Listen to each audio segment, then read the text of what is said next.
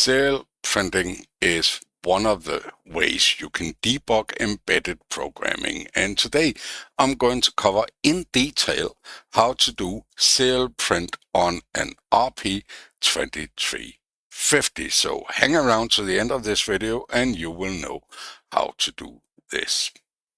Hello viewers, and welcome to a new RP2350 tutorial video. Now, in the last video, let's cover this first. I made a blink which did not use delay. In the first blinky, I actually used delay in the super loop, but I am absolutely allergic to delays in the super loop. So in the last video, I created a timer that ran at a frequency of it generated a increase of a sysdig variable every 1 millisecond. Today we are going to add serial printing to this project. So for this purpose, I have copied the Blink2 project into a new project that I am going to open here, which I call serial. If you have been following the STM32 world tutorial series of videos, you will have come across me doing serial debugging on an STM32 microcontroller using the standard HAL libraries. And this is actually not as easy as it sounds, because while the standard I/O libraries are available for the STM32 microcontroller, they don't know what to do with the stuff you're printing. So you have to create a UART redirect. You have to override a function called either write or IO put char. Both are possible. One deal with the character at the time, the other one deal with a string at the time. So each of them can be overridden. Now, in RP, the pico-sdk, this is actually a lot easier. Now, you need to make a few tweaks in the CMakeList file, and they are really quite simple. If you go down to the bottom of my pico-sdk, you will see that I have included a common dependency with a link library, which is called Pico Standard Library. So in other words, Raspberry Pi did their own stdlib, which obviously know how to redirect this. And then they have two settings here. You can either call pico enable stdio UART, which will redirect to the default UART on the particular board that you are using. Now, that is actually defined in my board header here. You can see I have a default UART, and that is the one that will be used for printf. The other option is I can actually enable stdio to USB, so it will create a serial port on the USB. So let's try to give this a shot. I have updated our main, and it is more or less identical to the last one I did in the Blink2, except I have added a tick delay as well. The other one only had the blink, the LED delay, and then I have all this is the same. That is about it. So down in the main loop, I do a stdio init all. Now, that is a function that is provided by the pico-sdk, and that will take care of all that redirect, etc. We can perhaps in a later video try to look at how it does this. It won't be in this video.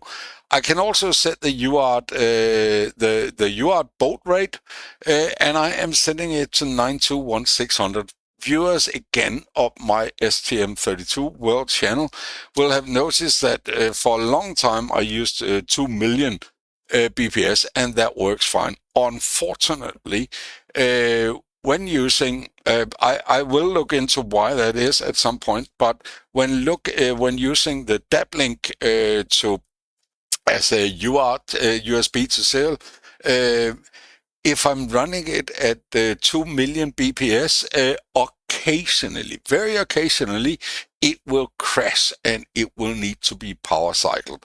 At 921,600, it is 100% stable. It can run for days and days.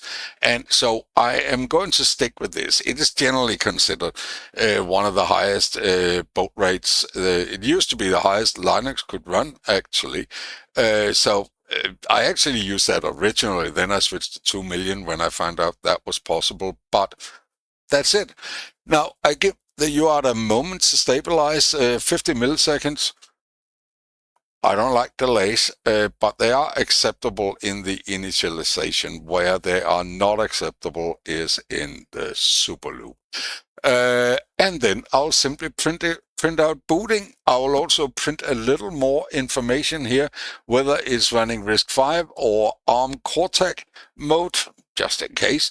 And I will print out the clock frequency that we are running at.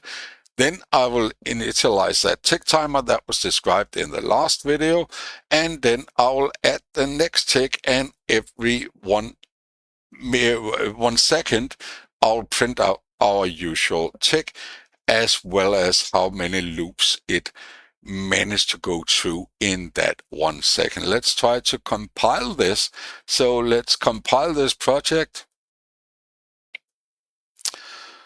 And it has been compiled. Let's find my serial console. It is here.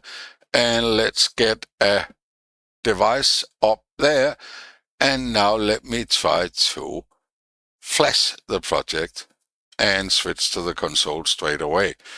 We will see there it is booting and is running on ARM Cortex M33 at 150 megahertz, which is the default on an RP2350. It can actually be overclocked quite dramatically. I'm going to show that in a later video, but for now, let's just let it run here.